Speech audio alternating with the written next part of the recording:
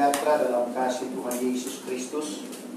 Dan tak lupa saya ucapkan selamat pagi. Selamat kita akan sehidangan dengan Tuhan lewat kebenaran firman Tuhan pada pagi hari ini. Puji Tuhan, di mana seminggu lamanya Tuhan juga sudah menyertai akan segala aktivitas kita.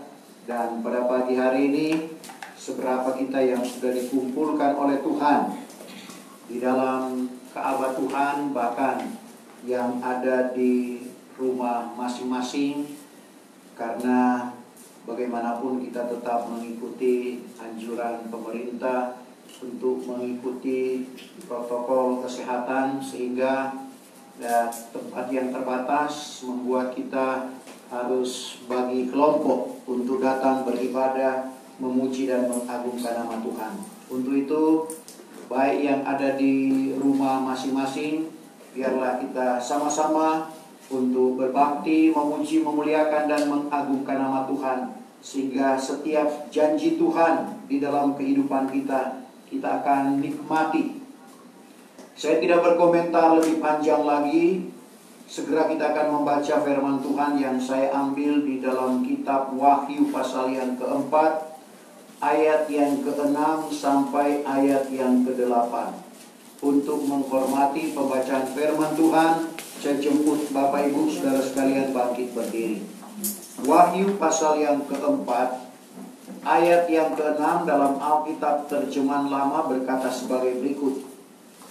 Dan di hadapan aras itu seolah-olah laut kaca seperti hablur rupanya.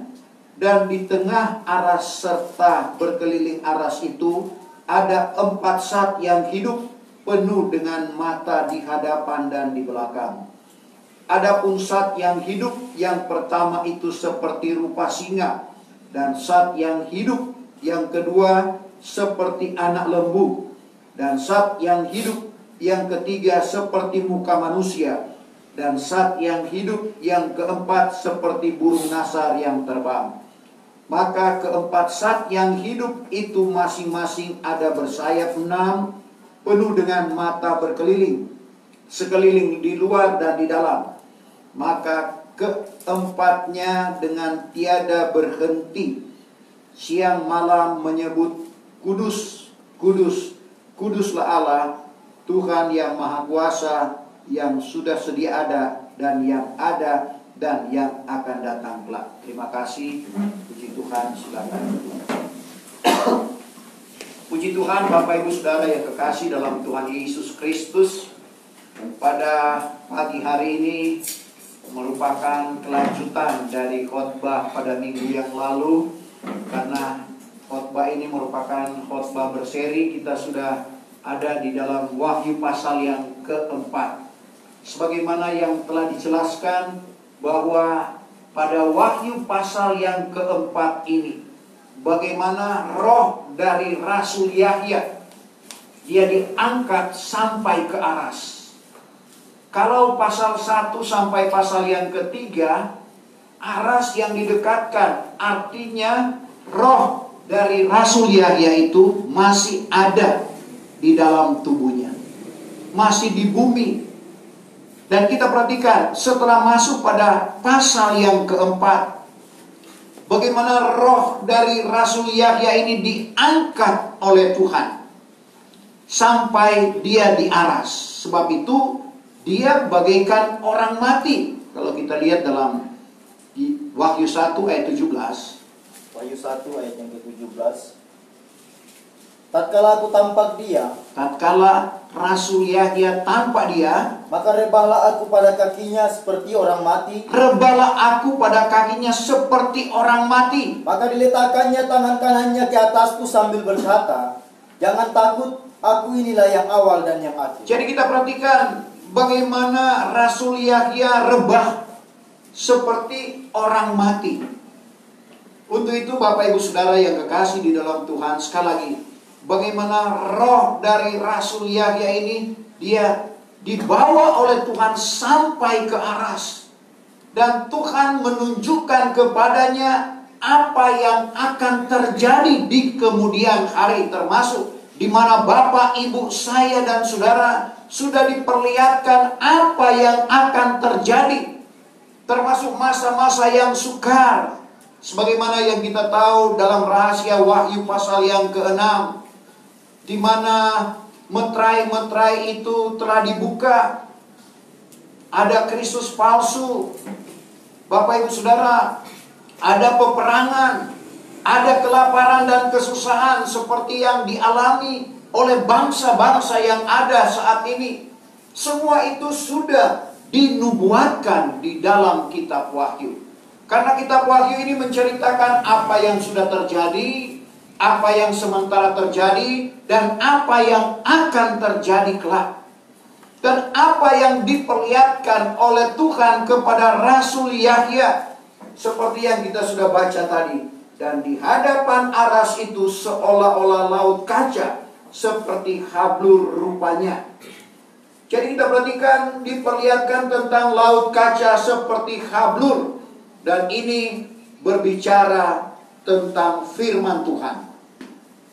Karena kita perhatikan, firman Tuhan itu adalah membersihkan, menyucikan, dan mempermuliakan. Seperti kaca hablur, saudara, yang meneropong. Karena firman Tuhan itu digambarkan juga seperti cermin. Dalam Yakub 1 ayat yang ke-23, Yakub 1 ayat 23. Karena jikalau barang seorang menjadi orang yang mendengar pengajaran itu, tetapi tiada menurut, ialah seumpama orang yang memandang mukanya yang sebentar di dalam cermin. Jadi kita lihat firman Tuhan itu merupakan cermin. Jadi kita dapat bercermin juga tentang iman kita, tentang tingkatan iman kita. Tuhan lewat Rasul Petrus, karena dia yang memegang anak kunci kerajaan sorga, dia telah ungkapkan rahasia keselamatan di zaman Roh Kudus ini, yaitu bertobat, berbaptis dengan nama Yesus Kristus akan jalan keampunan dosa, lalu beroleh anugerah Roh Kudus yang dijabarkan di dalam 7 tingkat iman. Jadi kita dapat melihat di mana tingkatan iman. Firman Tuhan sebagai cermin dapat menjelaskan, saudara, dapat memperlihatkan kepada diri kita sendiri. Jadi kita dapat melihat lewat 7 tingkat iman sudah sampai di mana tingkatan iman kita. Sebagaimana tingkat yang keempat, baptisan air. Tentunya kita semua di sini sudah dibaptis dengan air. Tidak cukup sampai di situ. Tingkat yang kelima, baptisan roh, kepenuhan roh.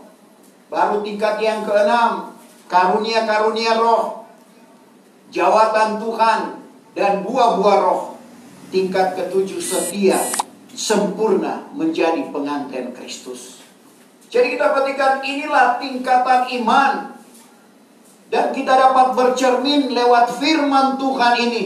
Sudah sampai di mana tingkatan iman kita. Jadi firman Tuhan yang senantiasa membersihkan kehidupan kita. Karena Tuhan itu bagaikan sabun menara. Menara, coba kita baca. Dalam Sakaria, kalau tidak salah. Maleaki pasal yang ketiga. Ayat yang Maleaki 3 ayat yang kedua. Ya.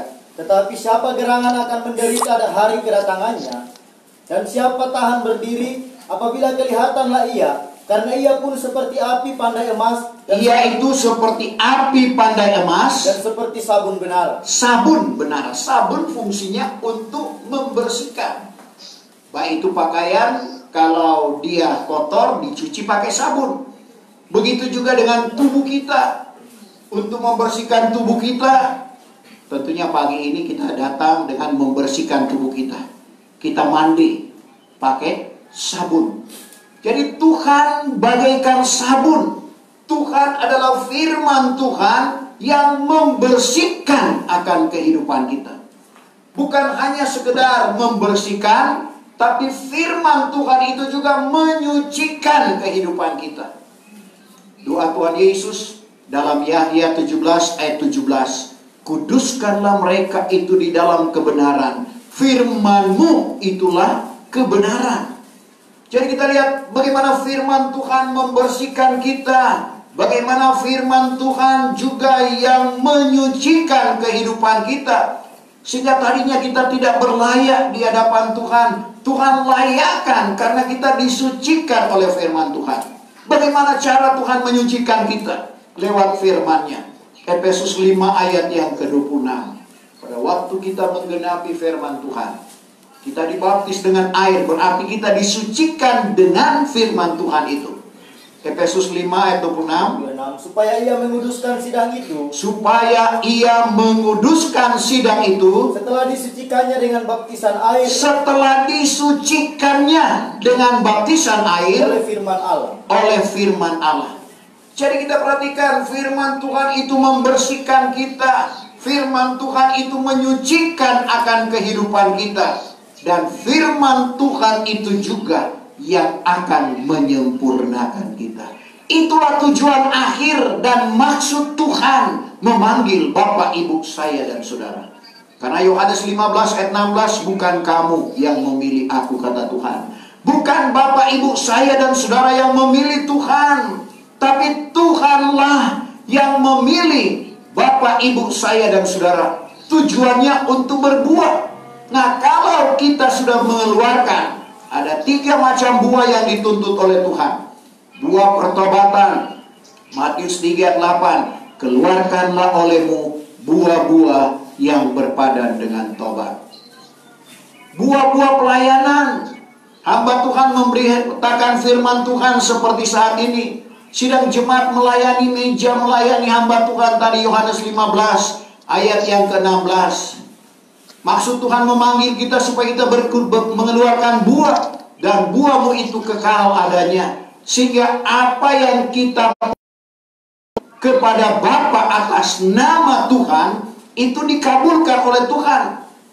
Jadi kalau kita mengeluarkan buah pelayanan, apa yang kita minta kepada Tuhan? Coba baca Yohanes 15 ayat 16. Yang ke-16. Bukannya kamu ini yang memilih aku. Bukan kita yang memilih Tuhan. Melainkan aku inilah yang memilih kamu. Tapi Tuhanlah yang memilih Bapak, Ibu, saya dan saudara. Serta menetapkan kamu. Supaya kamu ini pergi mengeluarkan buah. Supaya kamu pergi mengeluarkan buah. Dan buahmu itu kekal adanya. Buahmu itu kekal adanya. Supaya barang apapun yang kamu pohonkan kepada Bapa. Supaya barang apapun yang kamu pohonkan kepada Bapa atas namaku, kata Tuhan Yesus. Ia karuniakan kepada kamu. Ia karuniakan kepada kamu.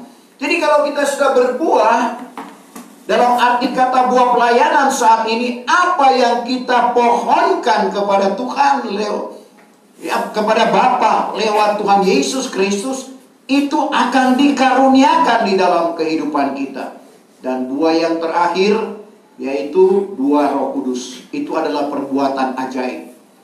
Dalam Galati 5 ayat yang ke-22-23, tidak ada hukum yang melarangkan yang demikian, yaitu buah roh yang dimulai dengan kasih, diakhiri dengan tahan nafsu atau pengendalian diri.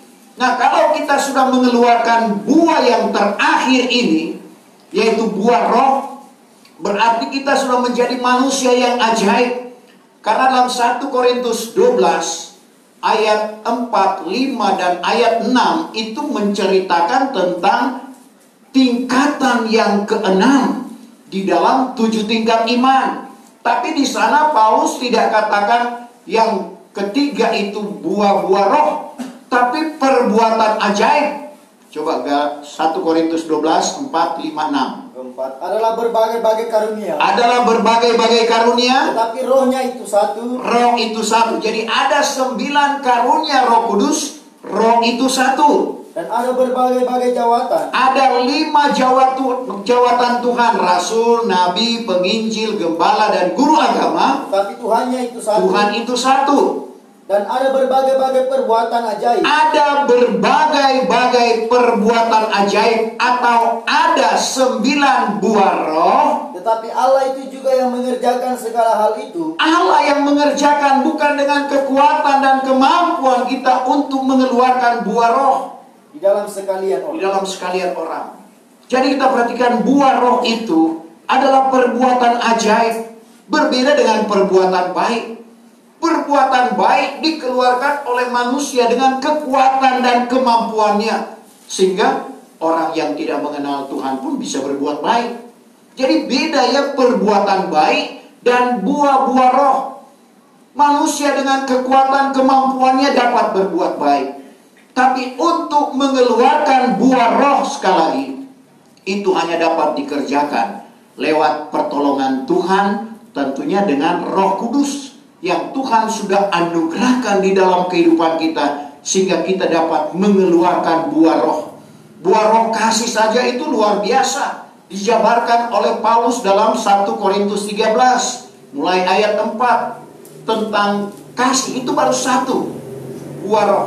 Coba 1 Korintus 13 ayat 4. Yang keempat, adapun kasih itu panjang sabar dan penyayang. Kasih itu tiada dengki. Kasih itu tiada memegahkan dirinya, tiada sombong, tiada melakukan yang tiada senonoh, tiada mencari dirinya sahaja, tiada pemarah, tiada menyimpan kesalahan orang, tiada gemar akan lalim, melainkan bersukacita dengan yang benar. Maka ia tahan menanggung segala sesuatu dan percaya akan segala sesuatu, maka kasih itu tiada berkesudahan. Jadi kasih tiada berkesudahan. Kasih adalah, kasih tiadalah, kasih tidak sombong, Bapak Ibu Saudara. Dan itulah yang dijabarkan tentang salah satu buah roh kasih yang diungkapkan oleh Rasul Paulus.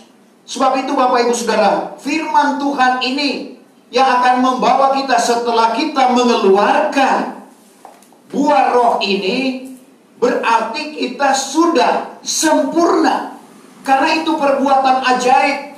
Kehidupan kita menjadi manusia yang ajaib. Sudah sempurna, tidak lagi bercacat celah. Karena itulah tujuan Tuhan memanggil Bapak Ibu saya dan saudara. Dan itulah tujuan kedatangan Tuhan pada kali yang kedua, pada fase pertama. Karena kedatangan Tuhan pada kali yang kedua, dua fase.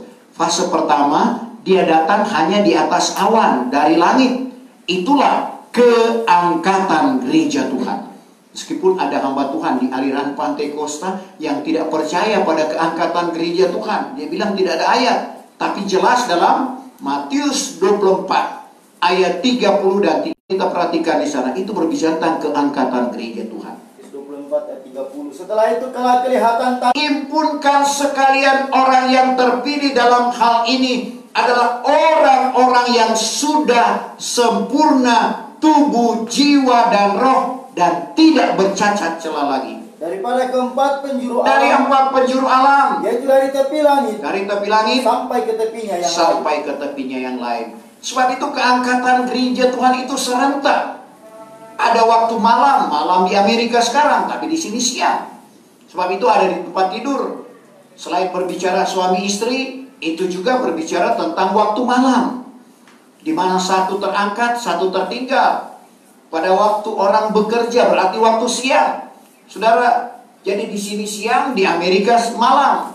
Serentak, di mana Tuhan akan menyuruhkan malaikat-malaikatnya untuk meniupkan sangkakala yang besar bunyinya. Sebab itu tidak salah lagu yang sering diperdengarkan kepada kita. Kalau bunyi sangkakala, kalau bunyi sangkakala ku ada. Karena kalau bunyi sangkakala kita ada di sana, kita tidak akan meratap seperti ayat tadi. Bangsa di bumi akan meratap, melihat anak manusia datang di atas awan dari langit. Yang tertinggal itu memang akan meratap. Karena waktu itulah mereka akan masuk pada meterai yang ketujuh, yaitu zaman antikris. Tetapi orang-orang yang sudah disempurnakan sekali lagi tidak akan meratap pada waktu itu, tetapi justru akan bersukacita. Pada waktu keangkatan gereja Tuhan sudah dinubuatkan oleh Nabi Yesaya. Dalam Yesaya pasal yang ke-5 itu juga dibuat orang pujian. Dan gunung-gunung pun bersorak, sorak memuji Dia. Itu gempa bumi Bapak Ibu Saudara. Tapi pada pemandangan orang yang diangkat pada waktu itu, Yesaya 55 ayat 12. yang ke-12. Karena dengan kesukaan kamu akan keluar. Karena dengan kesukaan kamu akan keluar dari bumi ini. Dan dengan selamat juga kamu akan dipimpin. Dan dengan selamat juga kamu akan dipimpin. Bahwa segala gunung dan bukit akan bertempik sorak. Segala gunung dan bukit akan bertempik sorak. Dan menyanyi ramai-ramai di hadapan kamu. Menyanyi ramai-ramai di hadapan kamu. Dan segala pohon kayu di padang pun akan bertepuk-tepuk tangan. Pohon kayu di padang akan bertepuk tangan. Jadi pada pemandangan orang-orang yang diangkat oleh Tuhan, itu merupakan suatu kesukaan.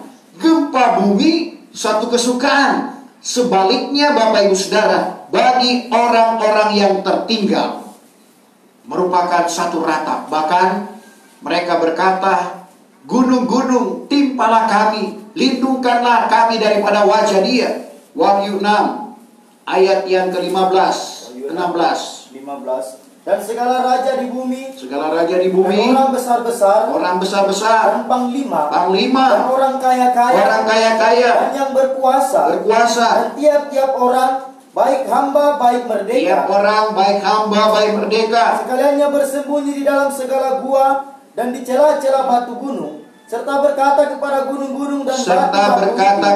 gunung-gunung dan batu-batu itu, timpalah kami, lindungkanlah kami daripada wajah Dia, lindungkanlah kami daripada wajah Dia yang duduk di atas aras itu, dan daripada murka anak domba. dari murka anak domba.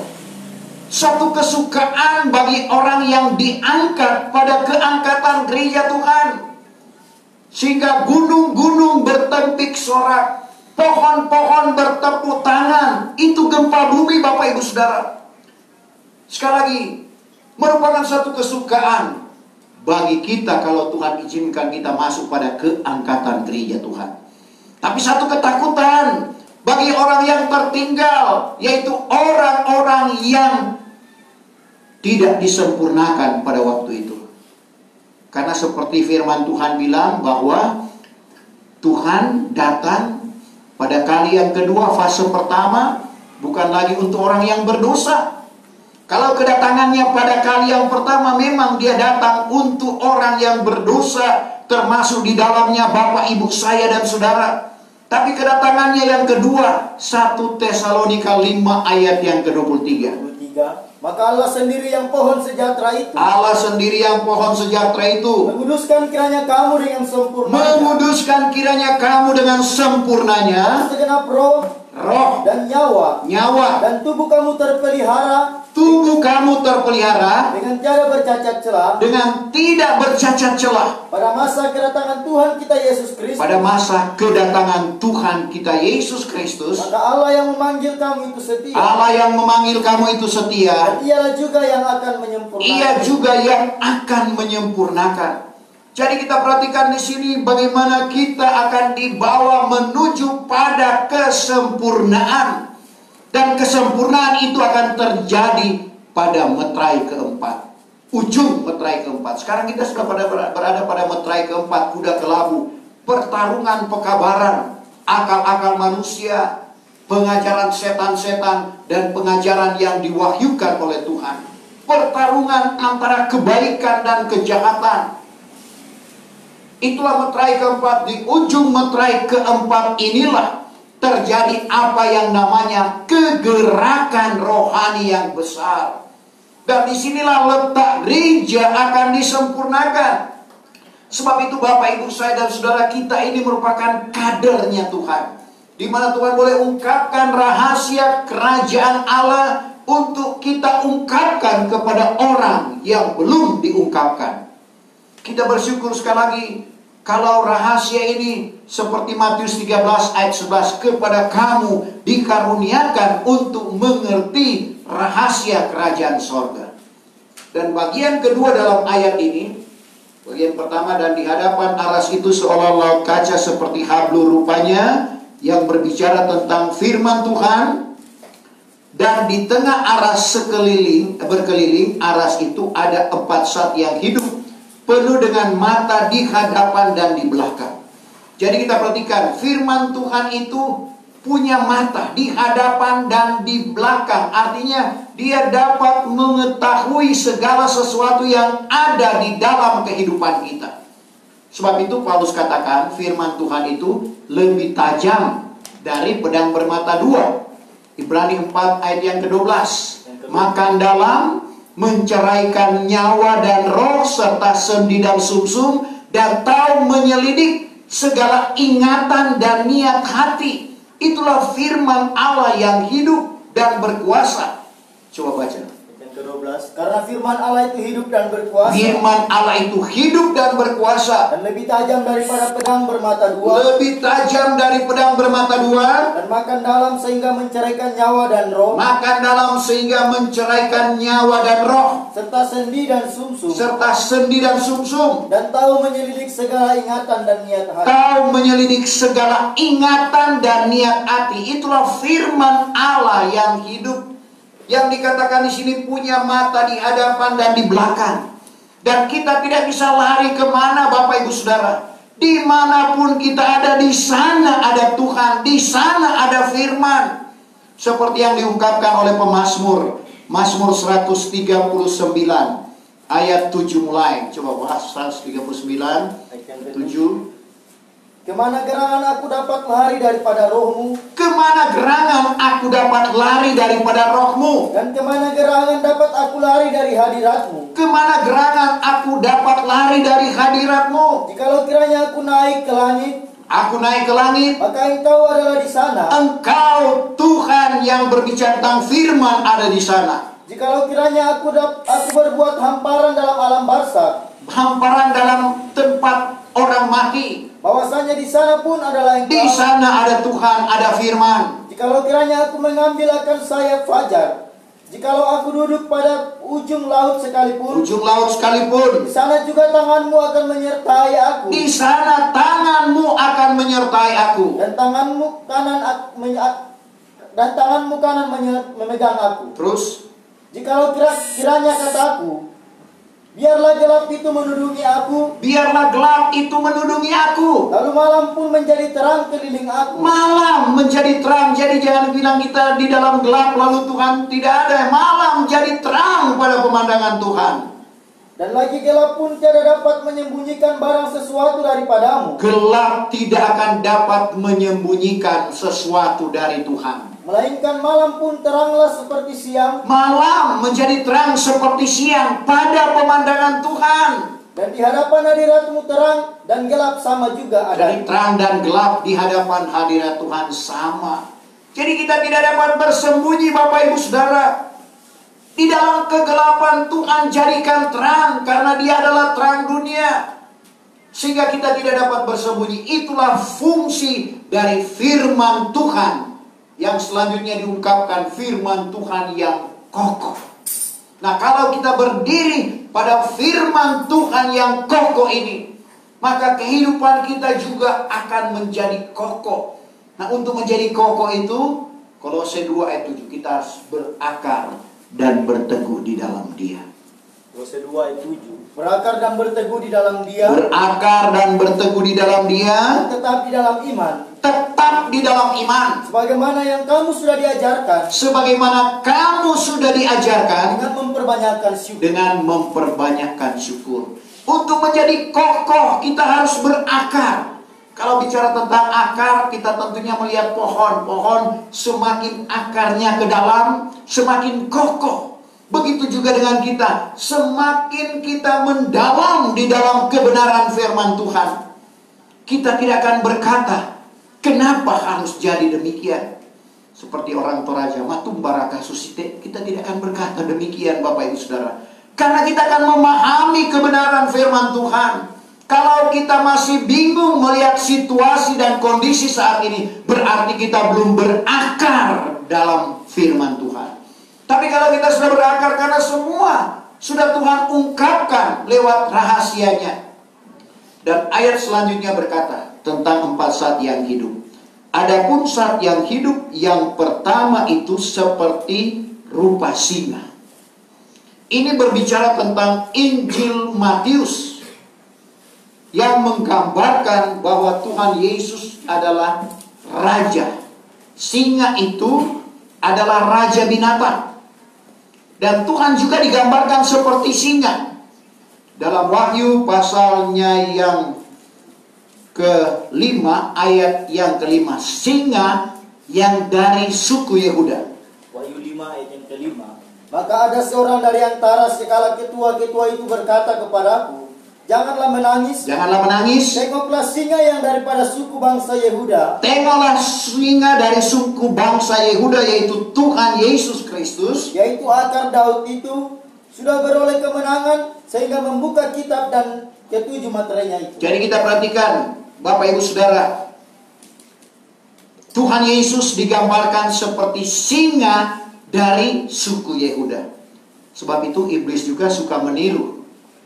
Dia seperti singa yang mengaum-ngaum siapa yang dapat dilulurnya. Dan kita perhatikan selanjutnya bahwa seperti singa rupanya ini menggambarkan tentang Injil Matius yang menceritakan Yesus sebagai raja. Pada waktu para Majus mencari Tuhan, sempat mereka bertanya, di manakah raja orang Yahudi yang baru lahir itu? Matius 2 ayatnya yang kedua.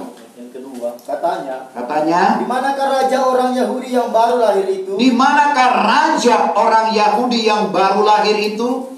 Jadi Injil Matius menggambarkan Tuhan Yesus sebagai raja.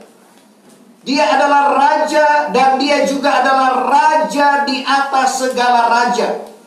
Sebab itu pada waktu Tuhan datang pada kali yang kedua dalam Wahyu pasal yang ke-19, maka kita perhatikan tanda yang ada padanya dalam ayatnya yang ke-16. Tertulis suatu nama, yaitu Raja atas segala raja, Tuhan atas kalian Tuhan. Wahyu 19 ayat 16. Pada jubahnya dan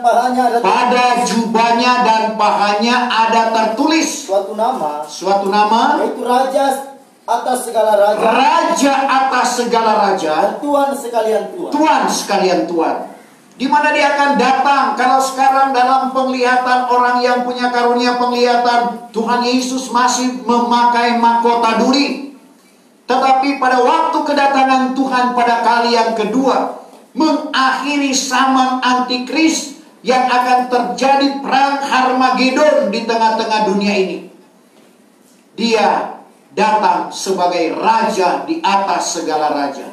Mahkota duri ditanggalkan, saudara, dan dia datang dengan mahkota emas untuk membinasakan antikris dan segala antek-anteknya.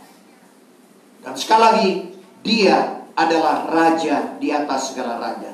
Sebab itu pengertian ada pusat yang hidup, yang pertama itu seperti rupa singa, berbicara tentang Injil Matius yang bercerita tentang Yesus sebagai raja di atas segala raja.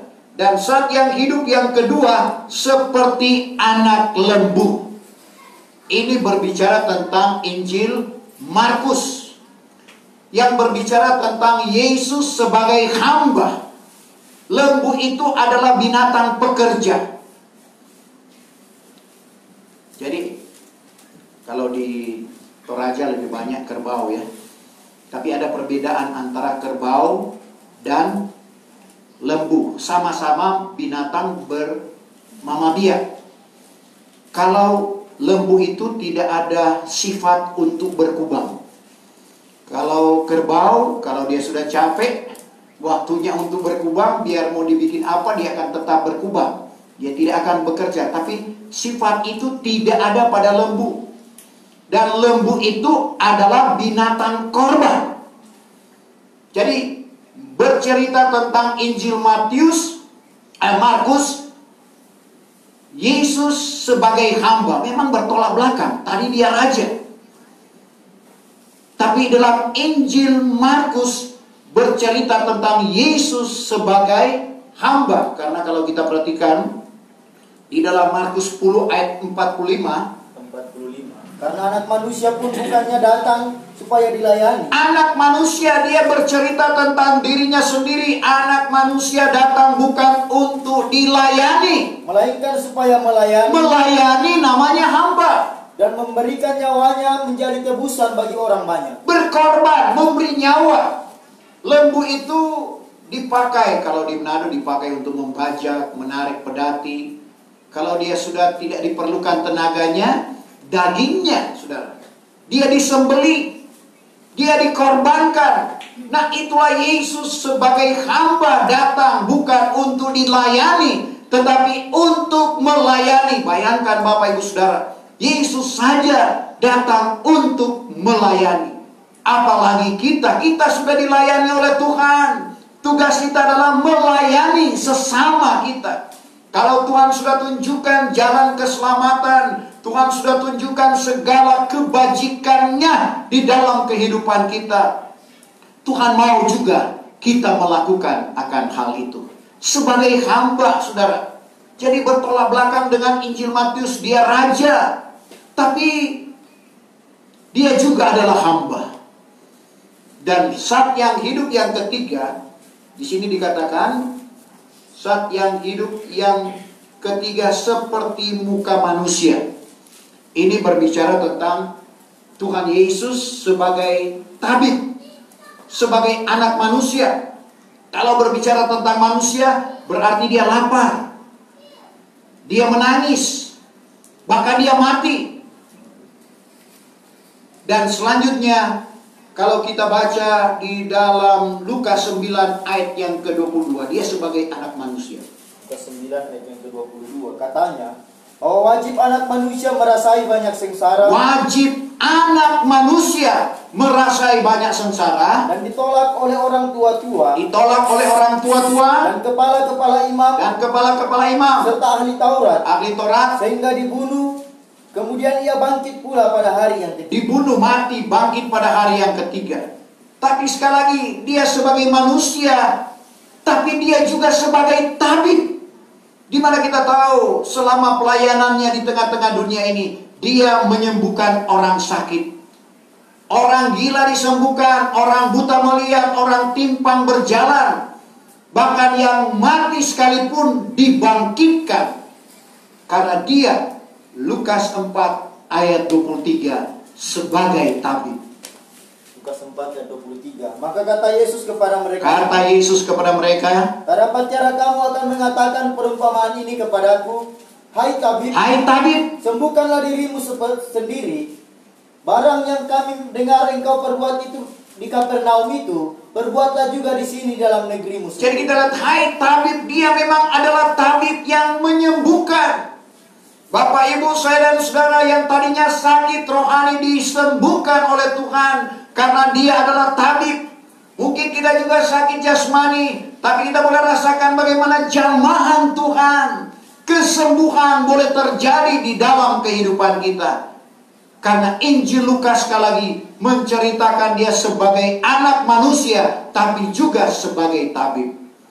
Dan saat yang hidup yang keempat, seperti burung nasar yang terbang. Saudara perhatikan burung nasar, dia suka membuat sarang di tempat yang tinggi, aman. Tapi kita lihat tantangan. Saudara, badai datang, tapi karena memang kekuatan ada pada sayapnya, Bapak Ibu Saudara, dia dapat melalui badai apapun. Karena Injil Yahya ini menceritakan tentang Yesus sebagai anak Allah. Jadi selain dia anak manusia, dia juga sebagai anak Allah. Kita lihat Yahya 1 ayat 34. Yahya 1 ayat yang ke-34. Sesungguhnya aku sudah nampak, lalu menyaksikan bahwa ia inilah anak Allah. Yohanes berkata, sesungguhnya aku sudah nampak bahwa dia ini adalah anak Allah. Tapi pada waktu kalimat itu keluar dari mulut Tuhan, mereka menganggap dia menghujat karena dia mengaku sebagai anak Allah. Dan tidak heran juga kita dihujat karena kita mengatakan dia adalah anak Allah. Dalam Yohanes pasalnya yang ke-10 ayat yang ke-36. Yahya 10 ayat 36. Patutkah kamu ini mengatakan kepada dia itu, yang dikuduskan oleh Bapa dan yang disuruhkannya ke dalam dunia, engkau ini menghujat Allah. Engkau ini menghujat Allah. Sebab kataku, aku ini anak Allah. Aku ini anak Allah. Mereka menganggap Yesus menghujat Allah karena mengaku bahwa dia adalah anak Allah. Tapi itulah kenyataan Bapak Ibu Saudara. Jadi 4 Injil ini menceritakan Yesus sebagai Raja, menceritakan Yesus sebagai hamba, menceritakan Yesus sebagai anak manusia sekaligus sebagai tabib, menceritakan Yesus sebagai anak Allah. Dan ayat yang ke-8 berkata, maka keempat zat yang hidup itu masing-masing ada bersayap 6, penuh dengan mata keliling luar dan di dalam. Maka keempatnya dengan tiada berhenti siang malam menyebut kudus, kudus, kudus Allah Tuhan yang Maha Kuasa yang sudah sedia ada dan yang ada dan yang akan datang. Jadi keempat zat yang hidup itu masing-masing ada bersayap 6, penuh dengan mata berkeliling. 6 berarti ada 3. 3 setelah yang satu, ada 3 juga yang satu. Dalam arti kata, dalam pengertian rohaninya, firman Tuhan itu mempengaruhi 3 tingkatan manusia. Anak-anak, orang muda, orang tua. Mempengaruhi 3 unsur yang ada di dalam kehidupan kita. Tubuh, jiwa, dan roh. Dan itu menyelamatkan 3 tingkatan manusia. Anak, kalau diserahkan berarti dia menjadi milik Tuhan, diselamatkan. Anak muda setelah menggenapi firman Tuhan lahir baru dari air dan roh, selamat. Orang tua kalau dia tetap setia, diselamatkan. Tubuh, jiwa, dan roh artinya disempurnakan. Ketiga unsur yang ada di dalam kehidupan kita, seperti yang kita sudah baca tadi dalam 1 Tesalonika 5 ayatnya yang ke-23. Jadi Bapak Ibu Saudara, luar biasa kehidupan kita yang telah dipanggil oleh Tuhan, yang dipilih oleh Tuhan. Sebab itu keempat zat yang hidup ini berkata, kudus, kudus Allah Tuhan yang Maha Kuasa yang sudah sedia ada dan yang akan ada dan yang akan datang kelak. Nah, untuk itu kita harus mempersiapkan diri.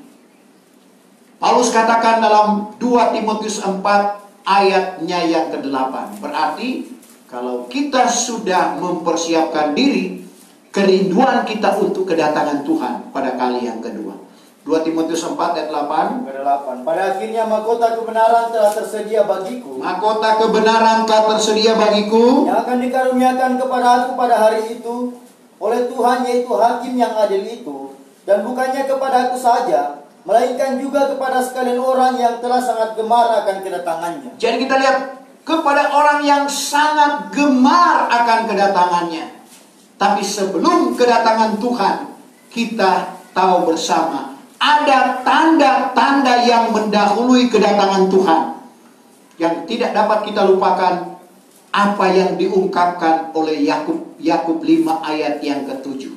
Saudara, banjir di musim kemarau. Yakub 5 ayat yang ke-7. Sebab itu hai saudara-saudaraku, Hai saudara-saudaraku, bersabarlah kamu sehingga sampai kepada hari kedatangan Tuhan. bersabarlah kamu sampai pada hari kedatangan Tuhan. Tengoklah, Tengoklah, orang dusun menanti hasil yang berharga keluar daripada bumi. orang dusun menanti hasil yang berharga, sehingga ditimpa hujan pada musim ditimpa hujan pada musim bah dan pada musim kemarau. dan musim kemarau.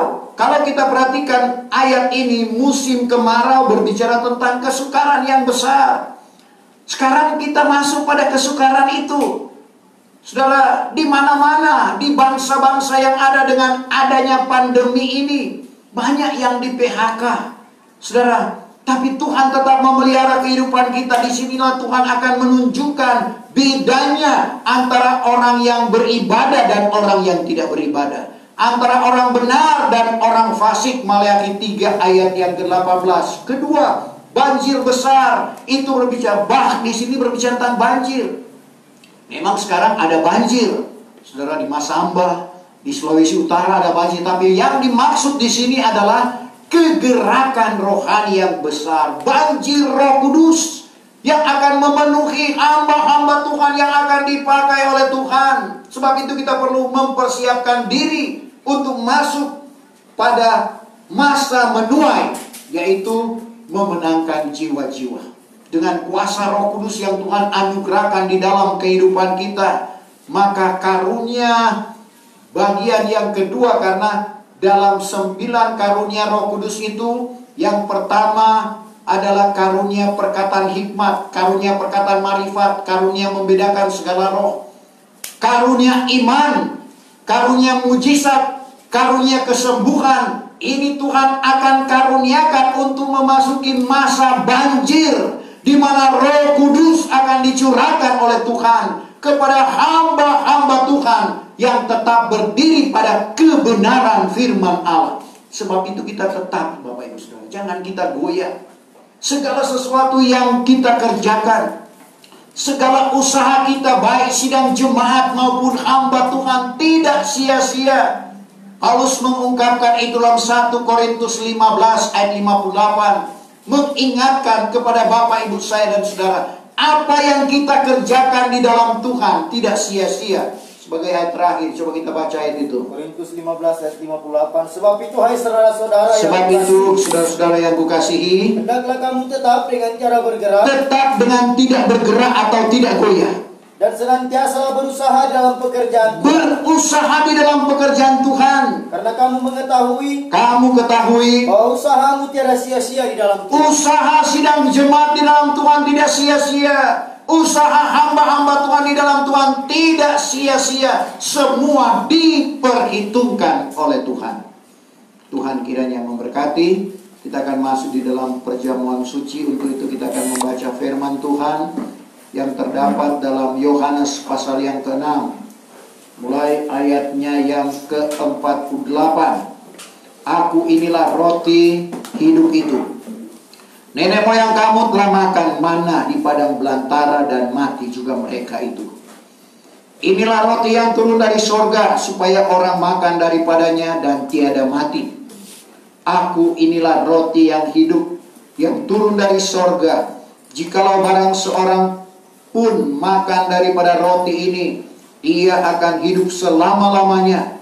Dan roti yang aku akan berikan itu, yaitu tubuhku, karena kehidupan isi dunia ini. Lalu berbahaslah orang Yahudi di antara sama sendiri sambil berkata, bagaimanakah orang ini dapat memberi kami makan tubuhnya? Maka kata Yesus kepada mereka itu, sesungguh-sungguhnya aku berkata kepadamu, jikalau tiada kamu makan tubuh anak manusia dan minum darahnya, tiadalah kamu menaruh hidup di dalam dirimu. Barang siapa yang makan tubuhku dan minum darahku, padanya lah hidup yang kekal, dan aku ini akan menghidupkan dia pada hari kiamat. Karena tubuhku itulah makanan yang sungguh-sungguh, darahku itulah minuman yang sungguh-sungguh. Siapa yang makan tubuhku dan minum darahku, ia tinggal di dalam aku, dan aku tinggal di dalam dia. Memperhatikan kalimat-kalimat dalam ayat ini, banyak murid-murid yang tidak mengerti. Perkataan ini sukar untuk diartikan.